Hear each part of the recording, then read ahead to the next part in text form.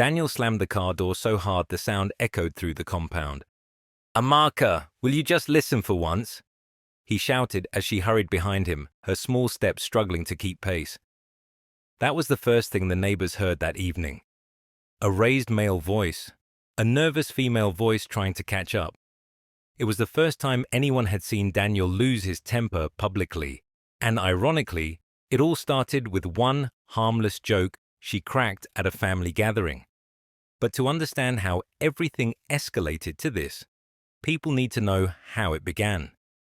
Daniel was known as someone who loved peace more than anything. Peace meant silence. Peace meant order. Peace meant a woman who nodded more than she talked. When he first met Amaka, she fit that picture perfectly.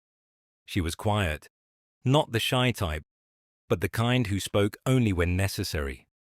The kind who listened deeply. The kind who gave soft, gentle smiles that made you wonder what she was thinking. He noticed her at church during a youth program. Everyone was debating loudly about relationships, but she sat calmly at the corner, scribbling notes, saying nothing. Her silence drew him. When their paths crossed again at a friend's birthday, she spoke politely, with a voice so soft he had to lean in to catch the words. He found that soothing. Almost too soothing.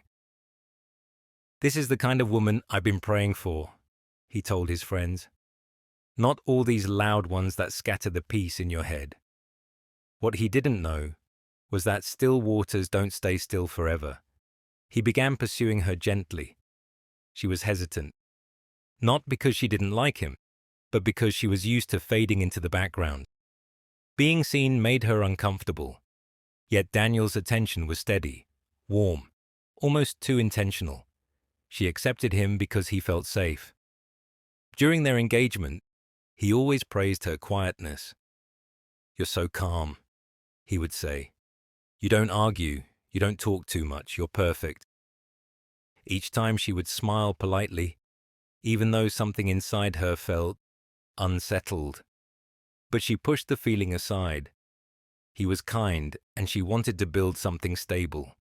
The wedding was small and peaceful, just like Daniel wanted. Everyone congratulated him for marrying a gentle girl. He smiled proudly. "She's the definition of peace," he told anyone who cared to listen. In the first few months of their marriage, he was right. She was peaceful, soft-spoken, careful. She cooked quietly, moved quietly, spoke quietly. Even when he suggested something she didn't agree with, she simply murmured, "Okay, Daniel."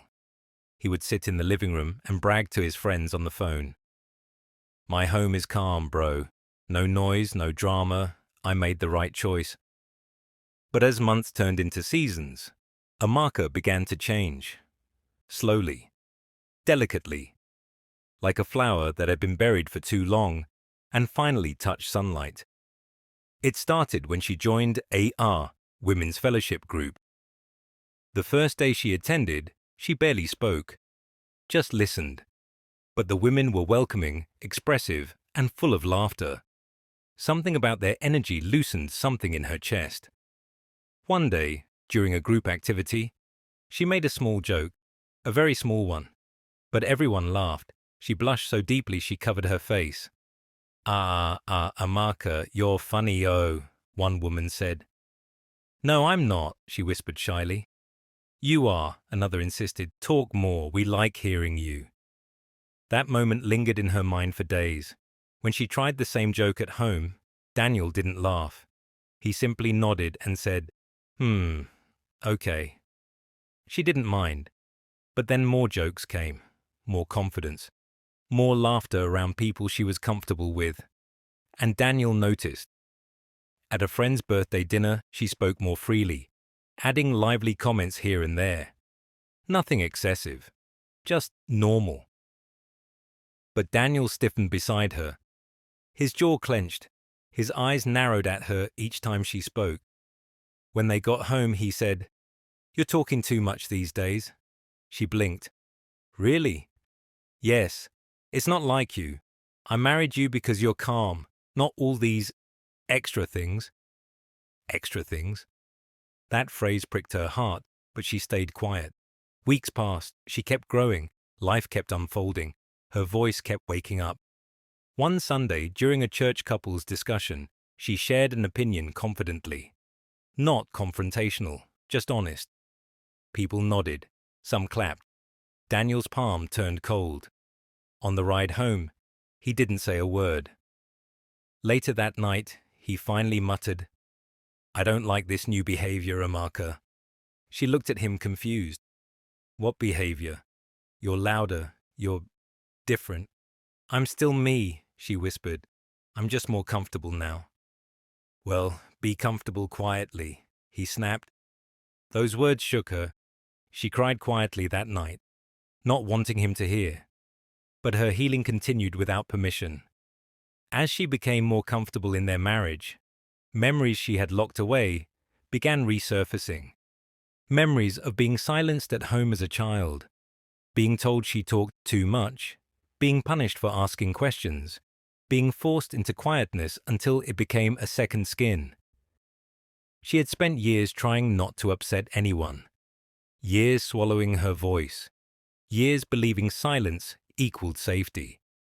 And now, safety was slowly giving her her voice back. But Daniel mistook her healing for rebellion. The real escalation began at his mother's birthday party months later. She was helping serve food when someone beside her made a funny comment. Without thinking, she responded with such a witty remark that the entire room burst into laughter. Even Daniel's mother laughed. "Amaka, you this girl are hiding talents, oh." Amaka felt her cheeks warm with pride. A small, unfamiliar joy bubbled inside her.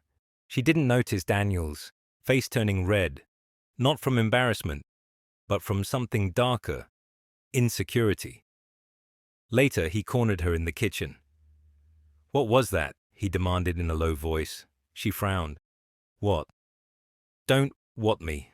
You were talking too much, making noise, drawing attention. What was that?"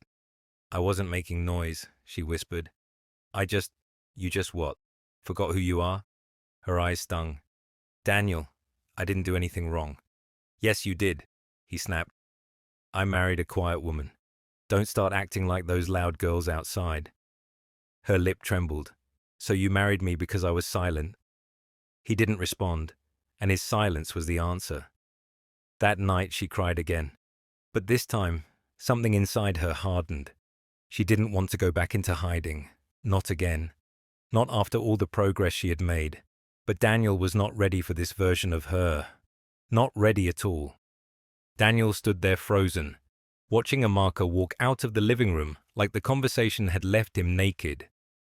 He sank into the nearest chair, head in his hands, because for the first time since they married, he felt something he never expected. Fear. Not fear of her voice, but fear of losing her. And the painful part? He didn't even know how to fix what he had broken. The next morning was quieter than usual. Not the peaceful kind of quiet he loved. It was the heavy, sinking kind. The kind that tasted like regret. Her good morning was polite, but distant, the way strangers talk in a supermarket queue. Daniel felt a sharp sting in his chest. He wanted to say something, but the words jammed in his throat.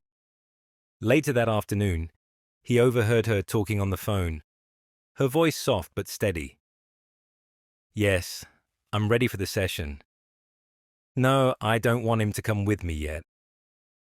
"Therapy?" Daniel's heart dropped.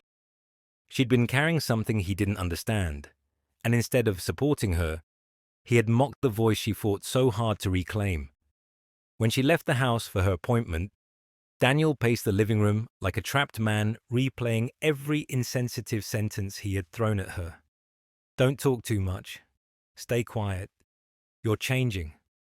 He realized those were the exact phrases she probably grew up hearing from people who tried to shrink her, and he had joined their ranks without even knowing.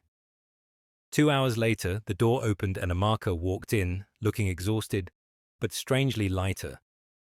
Daniel stood up immediately. "Amaka, can we talk?" She didn't answer right away.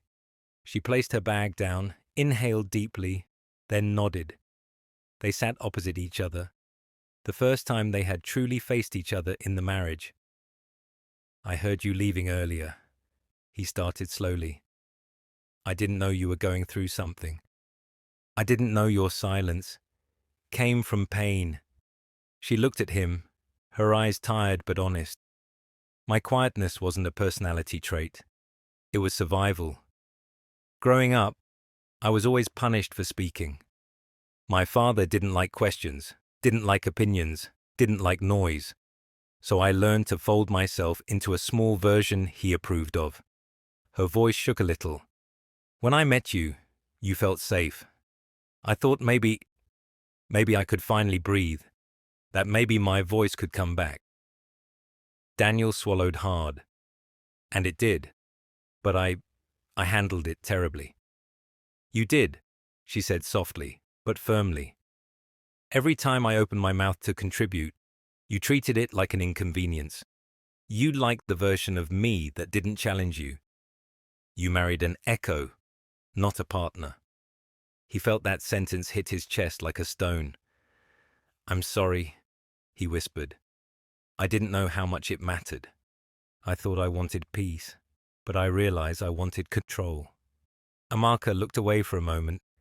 "Do you know why my voice came back? Therapy helped today, but it started long before that.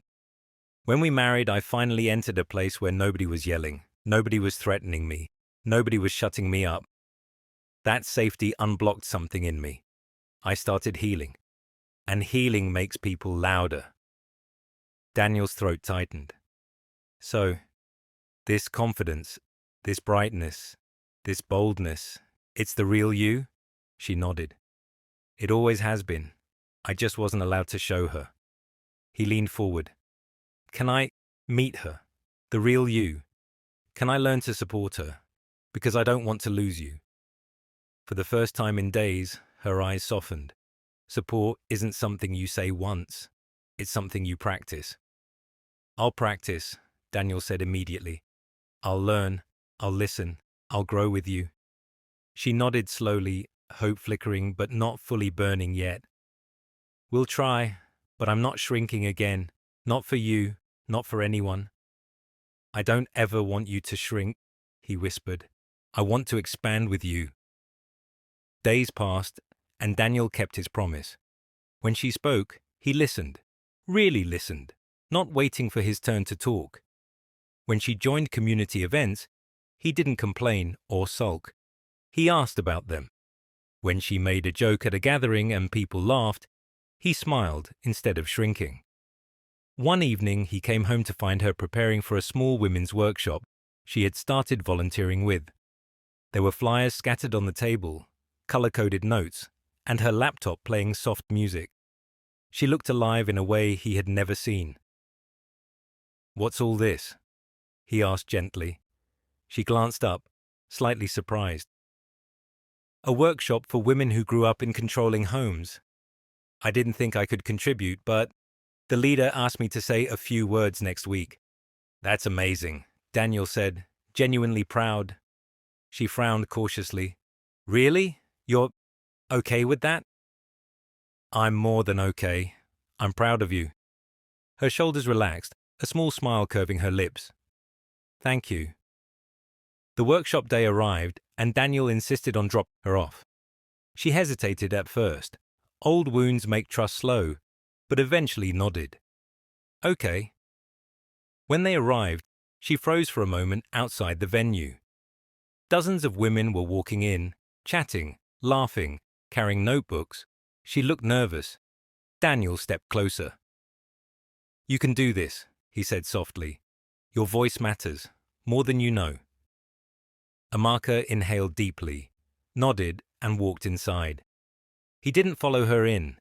This moment was hers, not theirs. 2 hours later, she returned to the car glowing with adrenaline and nerves. "It went well," she said breathlessly. "I was shaking, but once I started talking, everything came out. They even asked me to speak at the next event."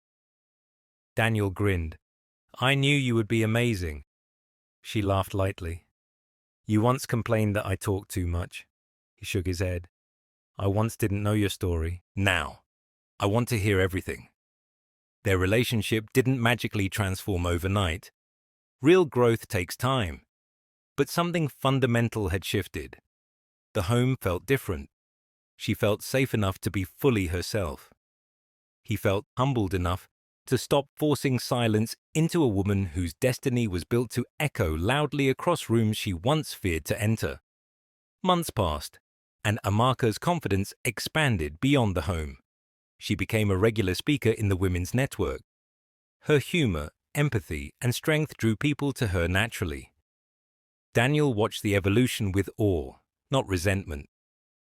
One Saturday, after she spoke at a large gathering, a woman approached Daniel and joked, "Your wife has a powerful voice.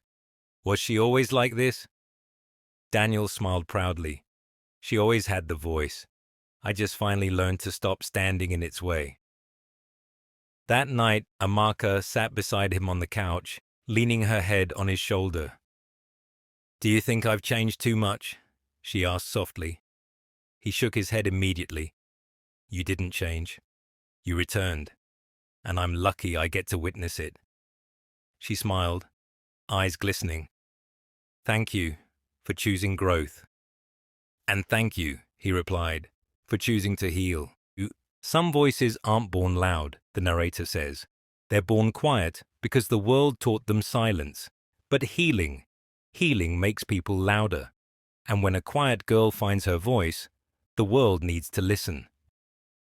If you enjoyed this story, don't forget to like, comment, and subscribe for more captivating tales. Your support helps keep the stories coming.